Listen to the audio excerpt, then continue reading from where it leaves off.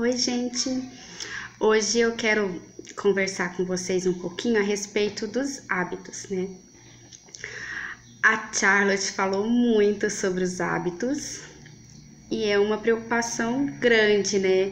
Das mães, dos pais aí que estão conhecendo ou que estão estudando o método, como trabalhar esses hábitos, como fazer o treinamento dos hábitos. O assunto é bem extenso, não dá para falar tudo de uma vez, então eu vou tentar falar em partes, né? E o que eu queria falar hoje é sobre o peso dos hábitos numa educação Charlotte Mason. Talvez você pense que por a Charlotte ter falado bastante sobre os hábitos, ter enfatizado bastante isso, os hábitos sejam a parte mais importante da educação Charlotte Mason.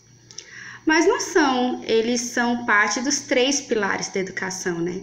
Que a educação é uma atmosfera, a atmosfera onde a criança está inserida, a disciplina dos hábitos e uma vida, né? Que é as ideias e os livros que a gente transmite para as crianças.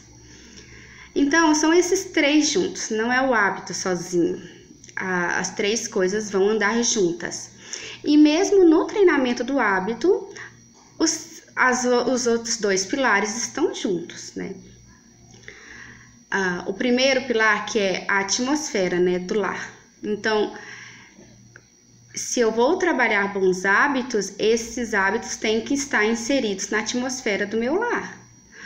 O exemplo tem que vir dos pais, né? Os pais têm que estar cientes de que os filhos estão observando e aprendendo com eles o tempo todo. Então, como que eu vou, por exemplo, trabalhar o hábito de falar com educação se eu não tenho educação a falar? Se eu grito, se eu sou rude com as palavras, se falo palavras feias, né? Então, como que eu vou ensinar isso para minha criança? Eu posso até falar para ela não falar, não fazer, mas se ela me ver fazendo, ela vai fazer, ela vai aprender ali na atmosfera do lar, né? Por exemplo, aqui em casa, eu nunca sentei com as minhas meninas para pedir para elas ou ensiná-las que elas devem dizer obrigada depois de receber alguma coisa ou de alguém entregar alguma coisa. Mas elas sempre fazem porque é costume nosso, né? Quando meu marido me entrega alguma coisa ou quando elas me entregam alguma coisa, eu digo obrigada. Então elas aprenderam. Qualquer coisa que eu entrego nas mãos dela, ela fala obrigada. É normal e simples para elas. Elas aprenderam isso na atmosfera do lar. Então tem N coisas que nós podemos ensinar na atmosfera do nosso lar, né? Seja o jeito de falar, a forma como a gente trata as pessoas, o respeito pelos pais, pelos mais velhos,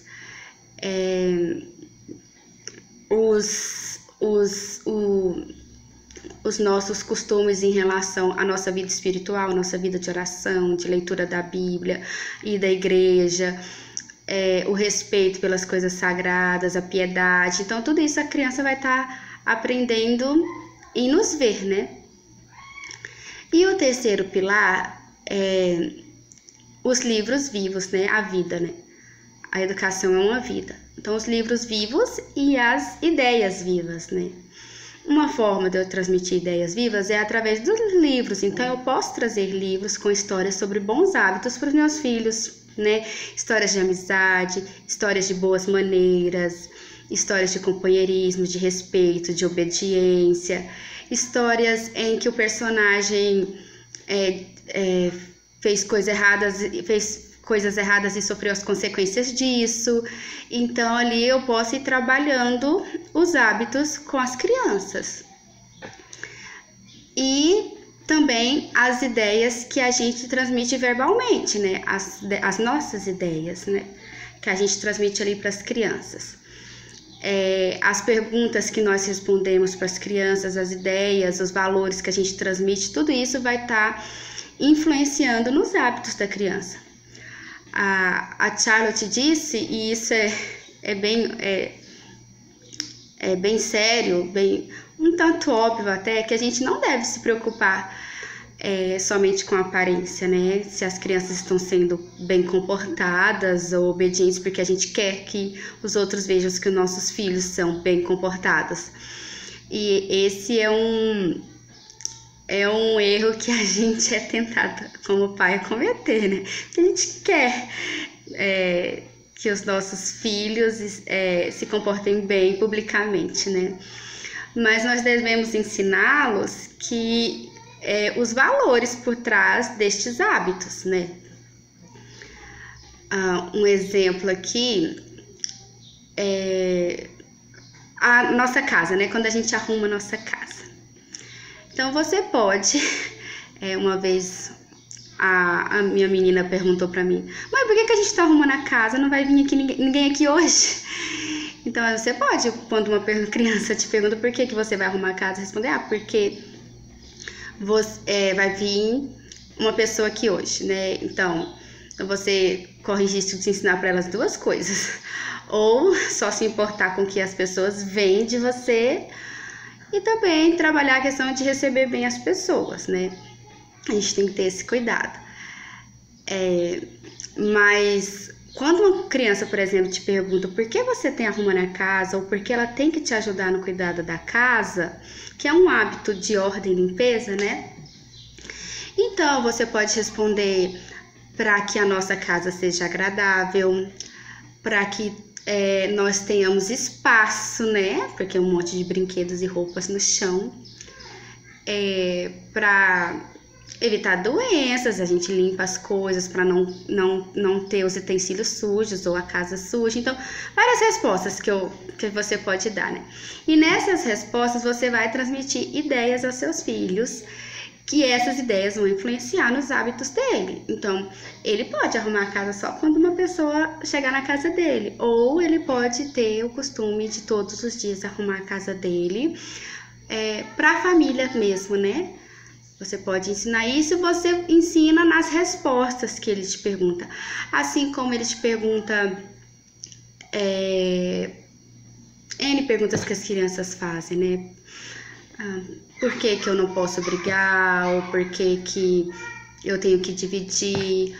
Ou por que eu tenho que ficar, me comportar na igreja? Então, essas ideias que a gente transmite, seja história, seja nas respostas, no nosso conversar diariamente com a criança, vai influenciar nos hábitos dela também.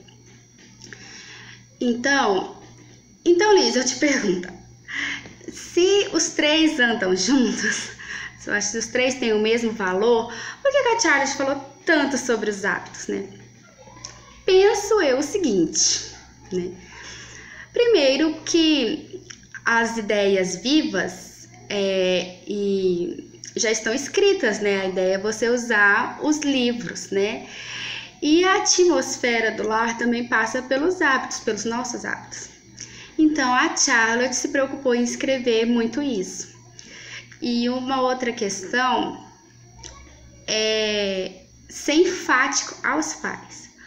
O hábito é um trabalho constante dos pais, muito mais do que das crianças. É insistir constantemente naquele hábito, gente.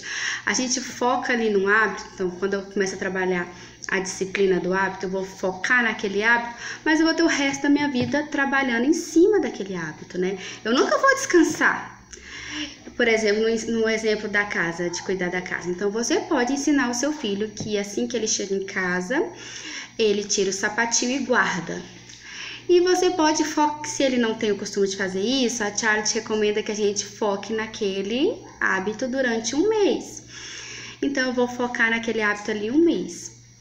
E se um dia esse menino chegar e jogar o sapato, depois de já ter acostumado a guardar o sapatinho, ele joga o sapato no meio da sala e você fala: ele esqueceu, vamos deixar passar. Ih, minha filha, acabou. Então, um mau hábito ali já começa.